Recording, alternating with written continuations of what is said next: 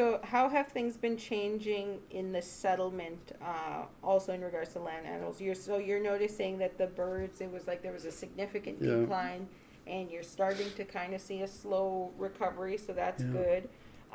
Did you notice anything with the land or the climate? Well, I noticed something about the land for sure. Mm. There's not one farmer farming their own land.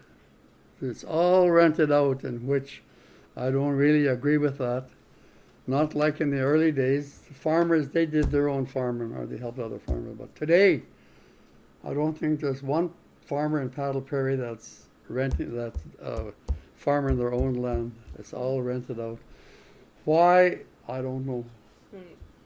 You know, I just No, that's a tough one, especially and since that's that the was sad part of it, what built this place. because these farmers, they could pass it down to the younger generation, their children, grandchildren, and they'll keep farming.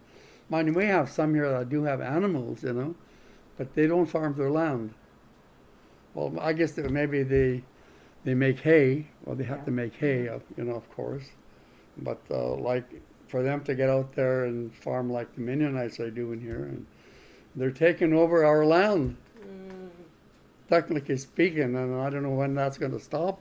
No, honestly, you're the first person to bring that up during the interview, so I'm glad something was kind Yeah, of chimed in on.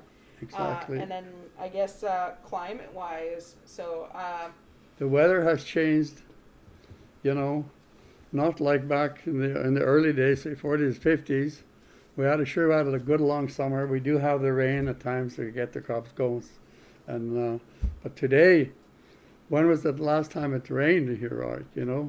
And well, I'm not talking only about Paddle. I just heard on the news in southern Alberta, Calgary, farmers are crying to be attacked. There's no rain. The crops are gone, and the earth is just cracking and whatever. And that's a big change in climate, And Paddle Prairie has the same too, you know. In order, and what I don't like too, these farmers, I guess the Mennonites, they're the biggest farmers here now. They're using chemical for And the other day they were spraying out here, and that's they're not supposed to spray in the hamlet. Well, you know what spraying when they have them things and then spraying the crops, mm-hmm. and that should be a no-no, but they're doing it, and it's up to our council to stop it.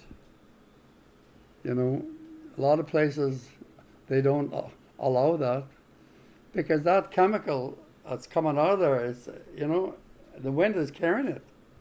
It could be all over the hamlet here, and that's a no-no. Yeah. But I think we have to get down to business and do what we're supposed to do, not just talk about it, Anyway,